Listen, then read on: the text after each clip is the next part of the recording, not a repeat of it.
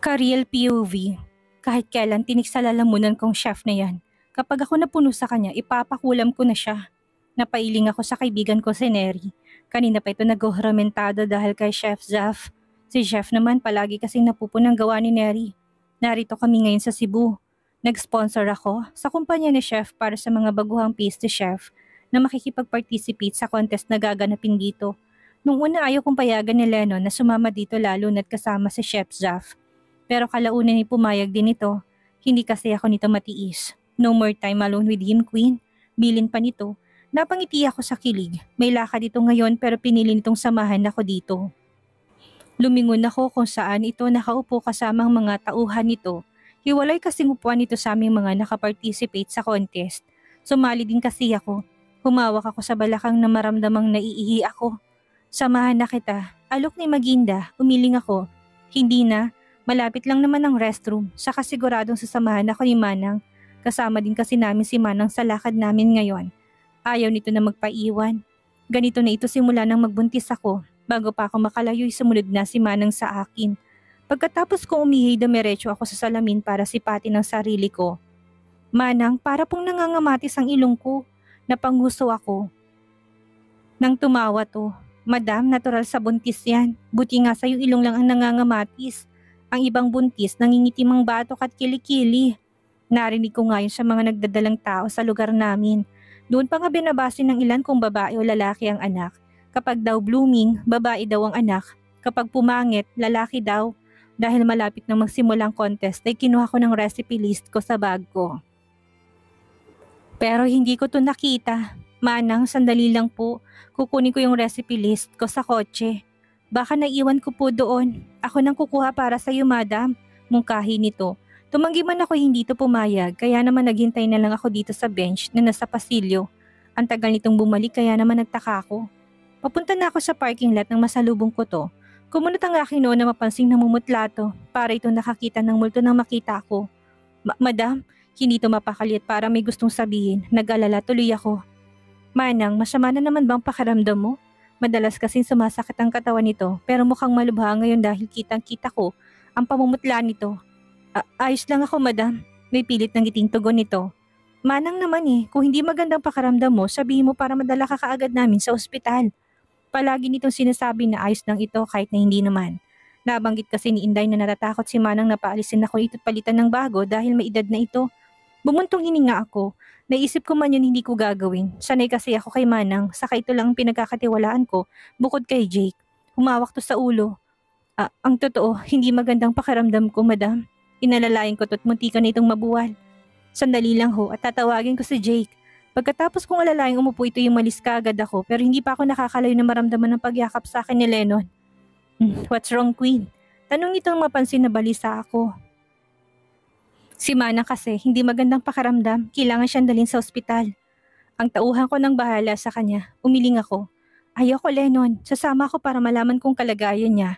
May contest ka pang sasalihan, malapit na magsimula. Aatras na muna ako ngayon, humawak ako sa tiyan ko. Kanina pa ako nagpipigil na wag sumuka sa loob, mukhang ayaw ni baby ng amoy ng bagong bake na cookies.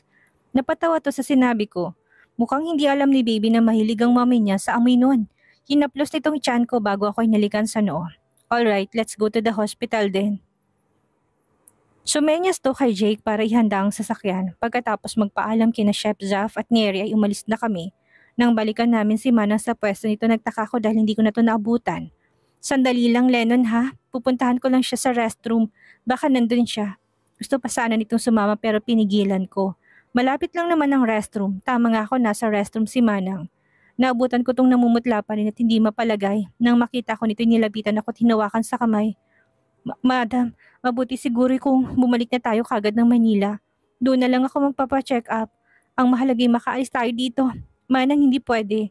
Kailangan ka na muna magpatingin. Baka po mamaya mag-collapse ka. Nakikiusap ako sa iyo, madam. Natigilan ako. Nabanggit kasi nito sa akin na dito nakatira sa Cebong first love nitong nanloko sa kanya noon. Kaya minsan di nito ninais na bumalik sa lugar na to. Mukhang hindi pa nakaka-move on si Manang hanggang ngayon. Siguro kaya ngayon hanggang ay single pa rin ito. Nakita ko na lalo pa itong namutla kaya tumanggi ako. Mas nag-alala ko dito. Mapapanatag lang ako kapag nagpa-check up to. Habang lulang kami ng sasakyan papunta ng ospital, ay tumingin ako sa labas ng sasakyan. Nagdadagsaan pa lalong mga taong dumating para dumalo. Natigilan ako ng mahagip na aking mata. Ang isang pamilyar na mukha ng babae, nanigas at namutla ako. Hindi ako makagalaw sa kinuupuan ko. Hindi, sigurado ako na mamalikmata lang ako. Queen, napapitlag ako ng hawakan ni Lennon ng kamay ko. Kunot ang noot may pagtataka sa mukha nito nakatingin sa mukha ko. You look pale. Ah, wala lang ito. Napagod lang ako. Then rest. Kung inaalala mo si Manang huwag ka mag-alala, I will make sure na madadala siya sa ospital at maalagaan.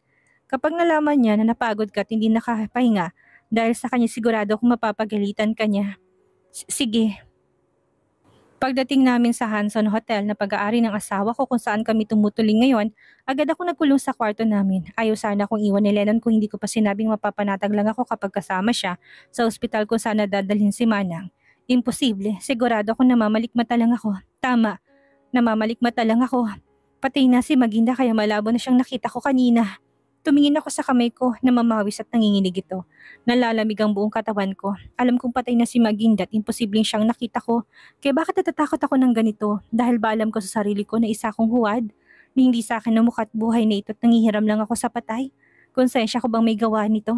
Kinuha kong phone at tiningnan ng wallpaper nito kung saan kami ni Lennon ay magkayakap at parehong nakangiti. Masaya at kontento sa piling ng isa't isa. Huminga ako ng malalim. Ano bang kinatatakot mo, Karin? Patay na si Maginda. Hindi na siya babalik kaya hindi ka na dapat matakot. Kaya nga narito ako sa posisyon na ito dahil wala na ito. Kaya wala akong dapat ikatakot. Kinabukasan dinalaw ko si Manang sa ospital. Pagkapasok ko'y ngumiti ito nang makita ako. Pwede na ba tayong bumalik ng Maynila? Manang hindi pa pwede. Saka ang bilis naman, maraming magandang pasyalan dito sa Cebu. Pagkagaling mo, mamamasyal tayo. Nangako din kasi ako kay Neri na mamamasyal kami dito. Susulitin namin nandito kami ngayon. Wala naman akong sakit, madam. Tumaas lang ang dugo ko. Napailig na lang ako. May katigasan talagang ulo nito. Kinuha kong phone ko na tumunog ito. Si Neri tumatawag sa akin. Hello, Maginda. Tuloy pa ba yung gala natin? Tumingin na muna ako kay Lennon bago tumango. Oo naman, yun ay kung ayos na sa'yo na may chaperon ako. Ayaw kasi magpaiwan ng asawa ko. Akala ko kasi hindi na tayo matutuloy. Kahapon kasi natawagin kita, hindi mo ako pinansin. Para kay ibang tao kahapon, Maginda. Nandyan ka pa ba? Nabitawan kong phone ko para kay ibang tao kahapon. Parang sirang plakang paulit-ulit ko naririnig ang sinabi nito. Hindi, imposible. Maginda, madam, nag-echo sa paninig ko mga boss nila nag-alala para sa akin. Tulala lamang ako. Hindi ko na malay nagunahan na sa pagpatak ang mga luha ko sa mata. Matapang ako. Pero nang mga sandaling iyon ay wala akong makapanatapang sa sarili ko. Kinain ng takot ang katawan at puso ko. Ang daming paano sa isip ko. Paano ko si Maginda ngayon? Paano kung bumalik ito? Paano kung kunin itong lahat ng meron ako? Paano ako? Naramdaman kong umangat ang katawan ko sa sahig. Shit! Call the doctor now! Utos ni Lennon sa tauhan nito habang buhat ako. Lahat ng kasayahang naramdaman ko nitong nakaraan ay dagling nabasag na may isip ko. Ang mga posibilidad na yon.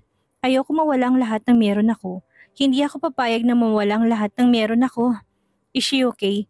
Kung ganun bakit hanggang ngayon tulala siya at walang kibo? Do something, doctor. Huwag kang maglala tungkol sa asawa mo, Mr. Hanson. She is fine. Masyado lang siyang napagod. I suggest na magpahinga siya. Kahit malakas ang kapit ng bata, kailangan pa rin ng iba yung pag-iingat. Nang makalabas ang doktor, nilapitan ako ni Lennon. Hinalikan ako nito sa noo habang hawak ang kamay ko. Queen, please talk to me. May pag-alala sa mga matang pagsamo nito. Hindi ito nakatulog kagabi dahil sa pag-alala sa akin. Wala tong ginawa ko hindi ang kausapin at hawakan ng kamay ko, katulad ngayon. Kung alam ko lang na mapapagod ka ng ganito, hindi na sana ako pumayag na umalis tayo at magtungo dito. Ipapahanda akong chopper. Uwi na tayo. Umiling ako. Ayoko pang umuwi. Nangako ko kay Neri na mamamasyal kami. Saka natural lang naman sa tao ang mapagod. Nagkataon lang na mabilis ako dahil buntis pa. Bumakas ang ginhawa sa ekspresyon nito. Pinisin itong kamay ko. Finally, you talk. Pinag-alala mo ko, Queen. Yumuko ako. Sorry, naginit ang sulok ng mata ko. Ayoko mag-alala siya pero kahit ako nag-alala sa sarili ko. Dahil sa nakita at sinabi ng kaibigan ko. Nag-alala ko sa kalagayan ko bilang asawa at ina. Nagulat to nang yumakap ako dito ng mahigpit. Lennon, mahal na mahal kita.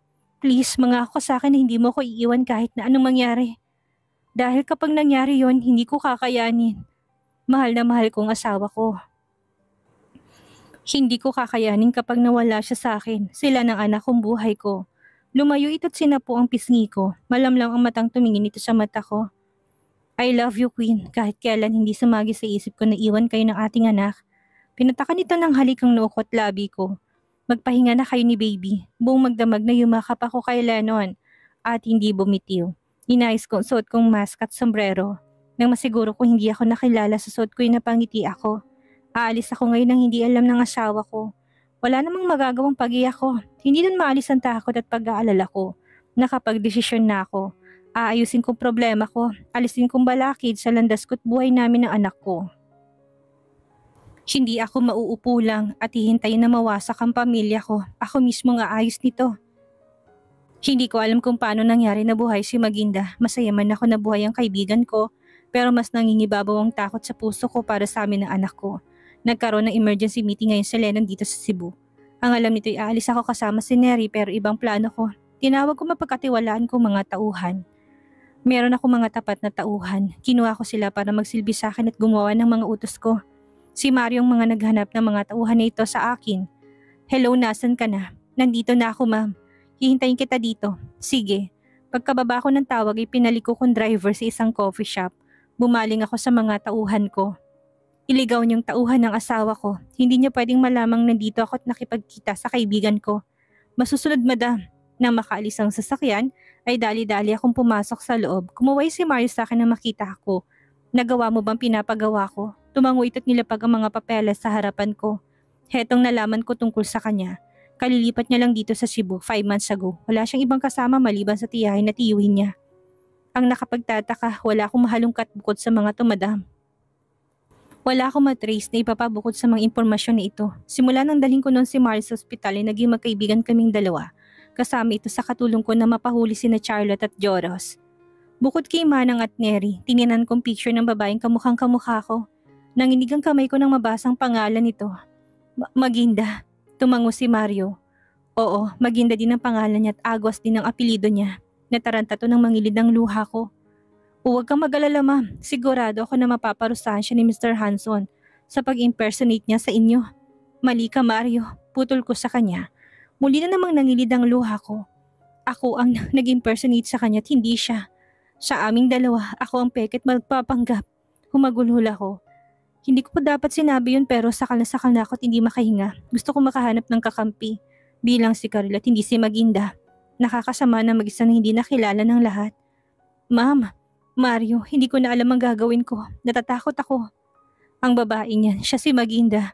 Siyang dapat na nasa katayuan ko kung hindi nakala ng mommy niya na namatay siya. Ngayon na bumalik na siya, paano na ako?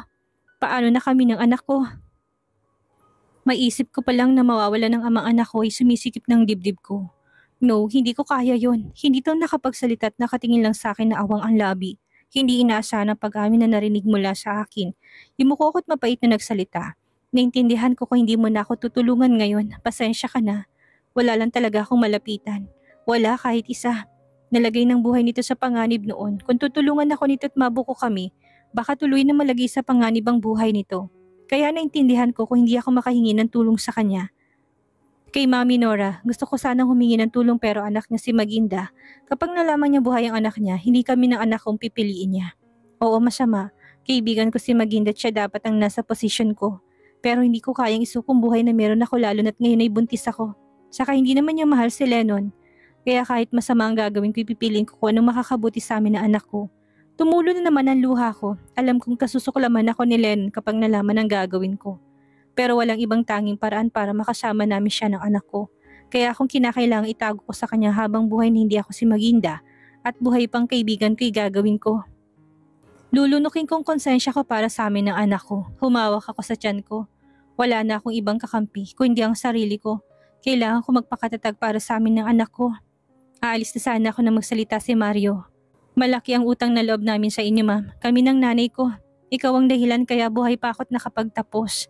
Nangako ako sa inyo na balang araw ay magbabayad ng utang na loob at tutuparin ko yon.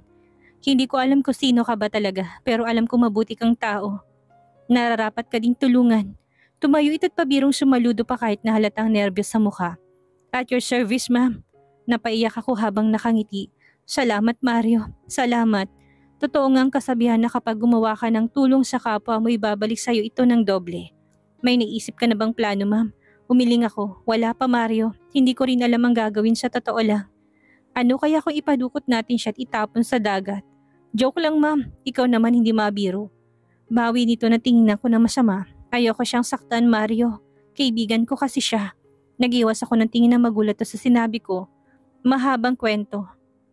Alam ko masamang tingin mo sa akin ngayon pero hindi ko naman ginustong mapunta sa sitwasyong ito. Ang mommy niyang dahilan kaya nandito ako. Kinuwento ko sa kanyang lahat, gulat na gulat ito't hindi makapaniwala. Kahit ako din naman ay magugulat kung ako nasa posisyon nito. Para kaming nasa isang movie, hindi makatotohanan at hindi ka panipaniwala. Mahirap nga ang sitwasyon mo, ma'am, pero walang ibang paraan para protektahan ang posisyon mo ngayon. Kailangan natin na maging madahas. Napalunok ako. Kailangan ba talaga? Wala na bang ibang paraan? Umiling ang lalaki. Wala, ma'am. Alam kong kaibigan mo siya pero wala na talagang ibang paraan, ma'am. Huwag kang mag-alala, ma'am.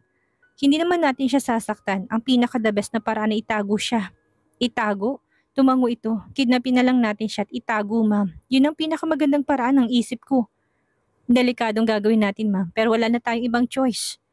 Wala ka bang balak sabihin sa asawa mong totoo? Ang sabi kasi nila, walang lihim na hindi nabubunyag. Paano kung isang araw malaman niyang totoo? Dumanang takot sa mga mata ko. Iwas ang mata na sumagot ako. Hanggat nabubuhay ako, itatago ko ang lihim ko, Mario. Kapag nalaman niyang hindi ako si Maginda, hindi ako mamahalin ng asawa ko. Papatayin niya kami ni Mommy Nora. Papatayin niya ako. Saka, kung malalaman niyang itsura ko noon, baka isukan niya ako. Alam ko marami pa tong gustong malaman pero pinili na lang nito na huwag na magtanong. Nang araw na yon nabuo ang plano namin ni Mario. Ipapadukot namin si Maginda at ikukulong sa malayong lugar na walang nakakaalam. Magpo-provide ako ng malaking halaga para makabili ng malayong lupa sa mga probinsya at doon si Maginda dadalhin. Oo, alam kong masamang gagawin namin sa kimakot bulag sa pagmamahal ko. Pero ito lang ang paraan na alam ko para hindi masirang pagsasama namin ng asawa ko. Wala akong pakialam sa itsura o kayamanan na meron ako ngayon. Kaya ko mabuhay ng walang lahat maliban sa asawa ko. Ayokong mawala ito sa akin. Hindi ko alam kung kakayanin ko. Sa dami ng pinagdaanan ko, sa dami ng pinagdaanan naming dalawa para maging matatag at masaya, hindi ako papayag na mawala ang lahat ng iyon at mabasag sa pagbabalik ni Maginda. Nakaalis na si Mario. Nagpaiwan na muna ako dito sa coffee shop para makapag-isip at magpakalma habang sumisimsim ng kape at nakatingin lang ako sa singsing na nasa daliri ko. Sorry anak, kung naging gagawa ng masama. Si Mommy, ayaw ko lang na mawala ang daddy mo sa atin. Kausap na haplos ko sa tiyan ko. Kapag malaki ka na, alam kong maintindihan mo ko. Ganito talagang magmahal anak. Minsan kailangan mo maging selfish. Tumayo na ako't naganda ng umalis. Napahinto ako nang biglang tumunog ang phone ko. Si Neri tumatawag. Nasaan ka? Pwede ba kang makausap? Please, importante ang sasabihin ko. Nagtaka ko sa boses niya.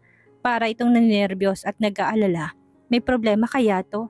Nag-aalala ako tuloy bigla. Pagkatapos sabihin kung nasan ako'y naghintay ako sa kanya, hindi nagtagal ay dumating to't nangingitim ang ilalim ng mga mata. Nagulat ako nang hawakan itong kamay ko, tinignan ako nag-aalala.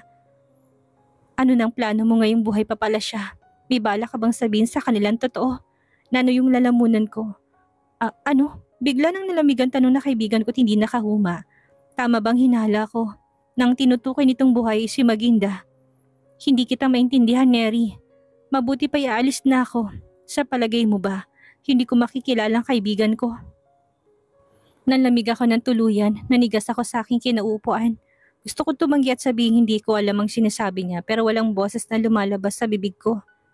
Hindi ko kayang umiling at magsinungaling pa habang nakatingin sa mga mata na ngayon ay namumula na nakatingin sa akin. Ang pananalita mo, ang mga hilig mo, ang mga pangarap mo, kapareho na kaibigan ko. Noong una, inisip ko na nagkataon lang yun at naghahanap lang ako ng mapagbabalingan ng pagkanis ko sa kanya. Pero nagduda na ako nang dalhin mo ko sa tindahan ni Aling Lupe. Karil, maluloko mo sila pero hindi ako. Kaibigan kita eh. Kaya kilalang kilala kita. Kaya nga palagi ako nakahandang tulungan ka. Kasi alam kong ikaw si Karil. Ikaw ang kaibigan ko. Tumulong luha ko, ang mahina kong pag-iyak ay nauwi sa paghikbi. Neri, yumakap ako sa kanya habang walang patid ang pagluha ko. Akala ko wala akong kakampi bilang si Karil. Akala ko mag-isa lang ako at walang karami bilang totoo akong ako. Pero mali ako, nasa tabi ko lang pala si Neri, na alam ang totoo. I miss you, Karil. Hindi bilang si Maginda kundi bilang totoong kaibigan ko. Neri, I miss you din. Sorry kasi naglihim ako. Shh! Hinawakan itong kamay ko. Alam ko may dahilan ka, Karil. Kilala kita. Hindi mo gagawin to ng walang mabigat na dahilan. Kung ano man yun, handa ako makinig sa'yo. Humikbita ng malakas kaya napatingin ng ibang tao nandun sa amin. Ang mahalaga, buhay ka. Karil, Neri, iyak ako ng iyak. Napakasaya kung malamang simula umpisa ay may kakampi akong kaibigan. Ano ang gagawin ni Karil ngayong buhay ang tunay na Maginda? Ituloy kaya niyang gagawin niyang pagdukot sa kaibigan at itago? Anong mangyayari kapag nalaman ni Lennon na isang impostor ang kanyang pinakasalan? Matanggap pa kaya niyang asawa? Yan ang ating aalamin sa susunod nating kabanata.